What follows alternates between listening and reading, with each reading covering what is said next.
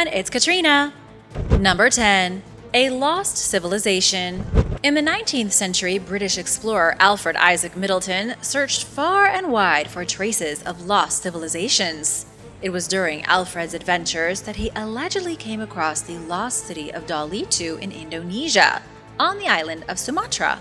The bizarre ruins that Alfred found were unlike anything else on the planet. He discovered an ancient tribe living in what appeared to be the ruined shells of buildings shaped like spaceships. One of these structures looked like a pyramid built on top of a flying saucer and covered in trees and bushes. These structures were really strange and looked like things you'd expect creatures from another galaxy to build. Recently, some of these unusual buildings and the strange people who lived in them found their way online. The photographs were supposedly taken in the late 19th century, then were mysteriously lost along with Alfred's academic writings. Nobody knows if these pictures are real, but if they are, they seem to showcase a world lost in the Southeast Asian jungle that has never been found again. Perhaps even more unusual than these structures are the pictures of primitive ape-like beings. These creatures have obviously human features hidden within the hairy faces of apes. Some believe Alfred stumbled upon a lost civilization of ape men, creatures that have since been erased from history along with their amazing architecture. But unfortunately, there is no real proof. Number 9. The mystical pyramids.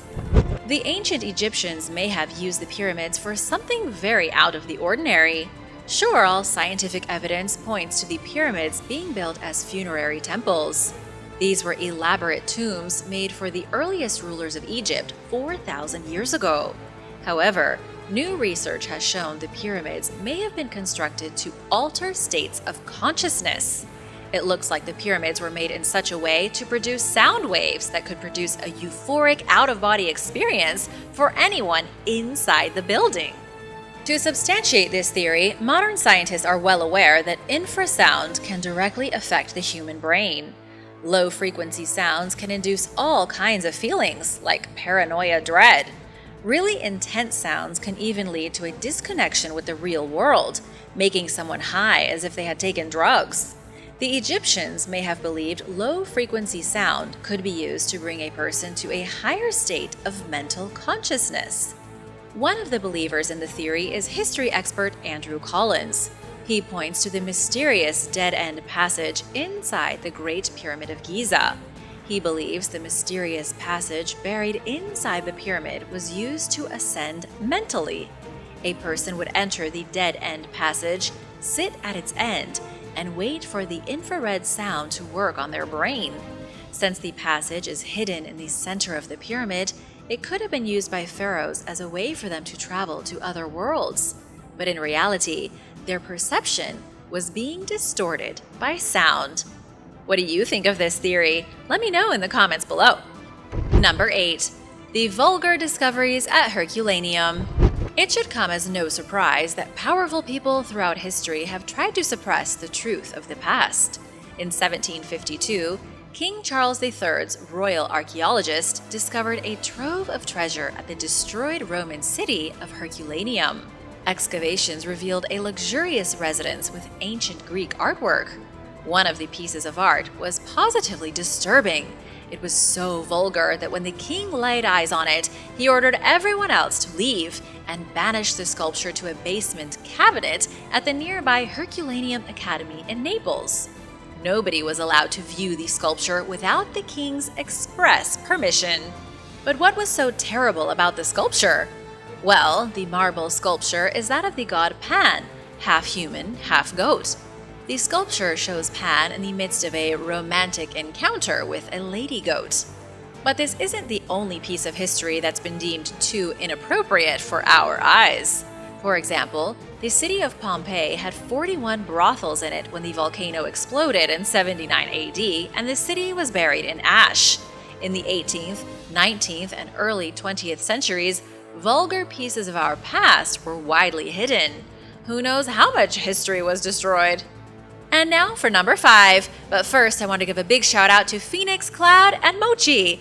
Thanks so much for watching and supporting Origins Explained. If you are new here, be sure to subscribe and join the family. Number 7. The crystal skulls. The crystal skulls can be found in private and public collections across the world. There are over a dozen of these mysterious craniums, which were allegedly the creation of ancient Mesoamerican cultures like the Aztec and Maya. Each crystal skull is made from a strange crystalline mineral, each one clear or almost milky white. Some believe the crystal skulls have paranormal powers.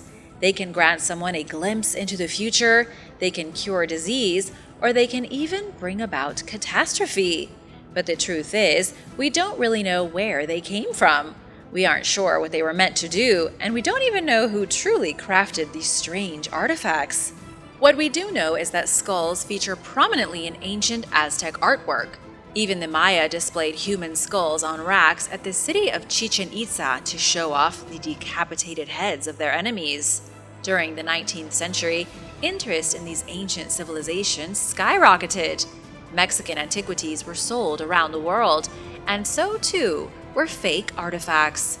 A crystal skull was purchased by American entrepreneur George H. Sisson from a shop in New York, then displayed at the American Association for the Advancement of Science.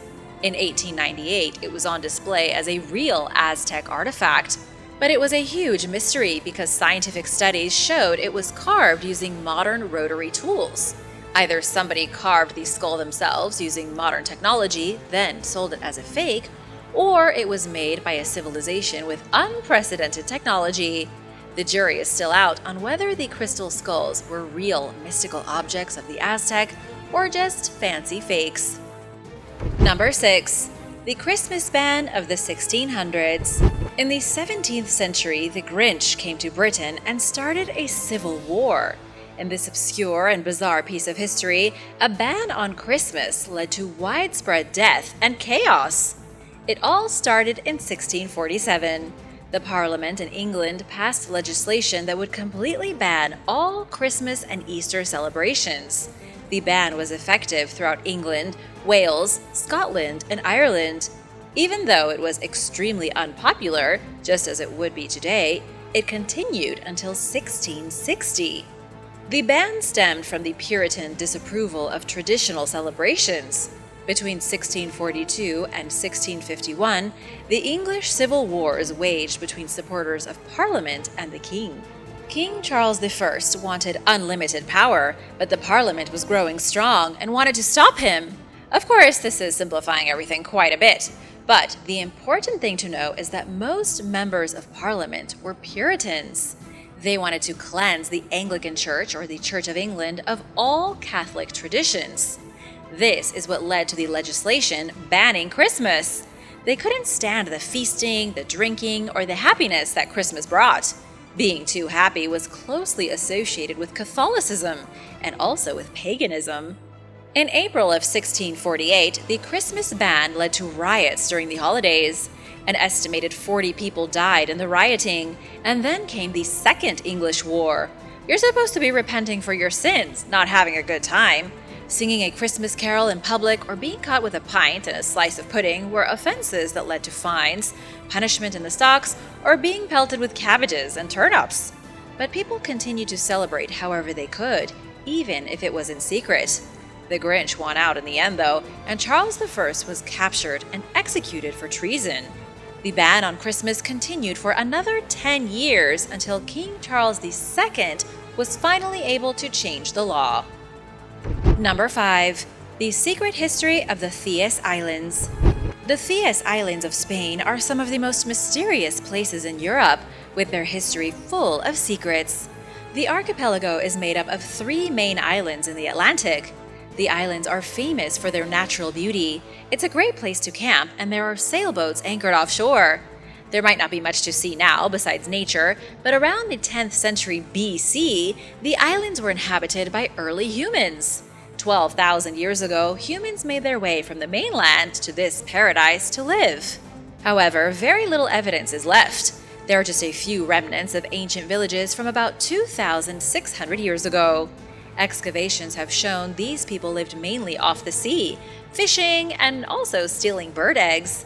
Then, in the 1st century BC, things took an interesting turn. The Romans who arrived in Galicia, Spain, We're told the islands were home to the gods. Up until the 2nd century A.D., the islands were considered holy.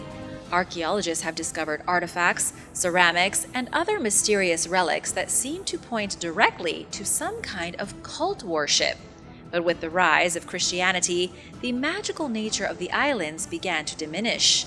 By the 11th century, the Benedictine monks had found their way to the islands and started building monasteries. In later centuries, the islands were home to pirates who used the dark and shallow caves for hiding their treasure and avoiding the law. Finally, in 1980, the Theas Islands were declared a national park. Every year on the 1st of October, all humans leave the Theas Islands. Some say that's because the winter is too inhospitable. Others say it's a tradition going back thousands of years to make room for the ancient gods to return. Number 4. The Stairway to the Stars. There is a strange mystery inside the great temple of Seti I at Abydos in Egypt. The temple is full of pictures of the gods. It was dedicated to the main pantheon, including Osiris, Isis, Horus, and Amun-Ra. One of the stranger deities in the temple is Osiris, god of the underworld. He was frequently depicted in ancient Egyptian art as a man with green skin, an elongated head, and legs wrapped in mummy bandages. At first glance, he almost looks like a little green man from outer space. But there is something else strange in the temple. A relief carving shows an extraordinary object that some experts believe was a piece of real ancient technology. Inside the Osiris Chapel is the picture of what looks like a pillar connecting the dead pharaoh to another land. The object is called the Osiris device, and some believe it might have been a representation of a wormhole in space. In Egyptian legend, dead pharaohs embarked upon the ship to eternity. It was believed after a pharaoh died, they would sail into eternity as a brightly burning star. Egyptian artwork frequently shows what's been interpreted as the bodies of pharaohs moving through the Osiris device and coming out on the other end. What this might really be is a pharaoh being transported to somewhere else in space through a wormhole. If true, it would prove the long-standing theory that the first Egyptian pharaohs really did come from outer space. What do you think? Did the first pharaohs come from the stars, or is it just a representation of their afterlife? Let me know in the comments below. Number 3. The Pyramid of Athribis. The Pyramid of Athribis was discovered during Napoleon Bonaparte's campaign in Egypt between 1798 and 1801. Napoleon brought with him scientists and scholars who could make discoveries as the campaign traveled across Egypt and Syria. It was one of the members of his team who came across a mudstone pyramid in the city of Athribis. The mysterious pyramid was written down in some notes and then completely forgotten about. It wasn't until 1938 that a team of scientists from Liverpool University rediscovered the lost monument. It had been almost completely destroyed by local farmers plundering its bricks. They were shocked to see the pyramid was the most northerly in Egypt and the only one ever found in the Nile Delta. In 1993, a Polish Egyptologist tried to excavate the ruins but couldn't find them. They had been buried underneath the modern city of Bana, making any modern research impossible. This is a pretty big deal because there could have been other pyramids in North Egypt that nobody ever knew about before. There may have been a whole landscape of pyramids here. There could be a mythical lost city we don't even know about beneath Banha and the surrounding area, but now all trace of it is gone. It's a really good example of how things can just disappear. Between 1800 and 1993, the Pyramid of Athribis was totally destroyed. Number 2. The shocking history of the last legion. The history of the last Roman legion is a fascinating one. Around the year 43 B.C., during the Roman Republic, there were 2 major legions. When Augustus became the sole ruler of Rome, he consolidated most of the legions into a single military force that would grow to be the imperial army. But one legion remained, the Legio Cinque Macedonica. They maintained a legionary fortress at the frontier of the Roman Empire for roughly the next century. They fought in the First Jewish War, attacking Jerusalem in 70 A.D. and destroying the Second Temple. The legion was a notorious force to be reckoned with. The legion stayed together well into the 3rd century A.D. They continued to guard the edge of the Western Roman Empire even as it collapsed in front of them. When the Huns invaded in 411, it spelled the end of Rome and its many legions. Yet the 5th Legion remained as a small detached unit fighting in the Oriental Field Army in Egypt, then later in the Byzantine army. The very last vestiges survived until around 635 AD, when they were defeated by the invading forces of the Arab invasions. The legion went down in history as the longest surviving Roman legion ever, a single military unit that went unbroken for 680 years. Number 1. Women of power. There were 6 extremely powerful queens of ancient Egypt who rose to the highest position in the land. Then there were dozens of others who acted in many important capacities, from high priestesses to queen regent. Thousands of years ago in Egypt, females wielded more power than any other place on earth. But was Egypt really the progressive place some historians have made it out to be? Or is it all just lies? Some experts say the truth of ancient Egypt is a lot uglier than historians have let on. For example, Queen Merneith of the First Dynasty ruled only until she could get her son Den onto the throne. He then became one of the most successful kings of his dynasty. Neferu Sobek of the 12th Dynasty ruled only because her family was so inbred that no sons had been born.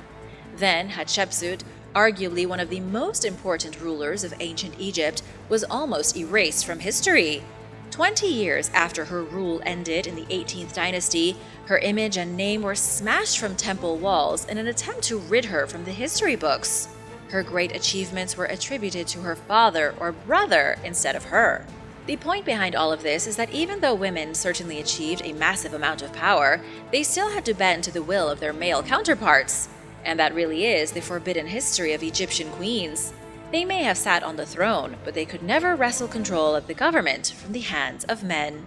Thanks for watching! What are your thoughts on these forbidden pieces of ancient history? Let me know your thoughts in the comments, and be sure to subscribe if you haven't already for more amazing videos. See you later! Bye!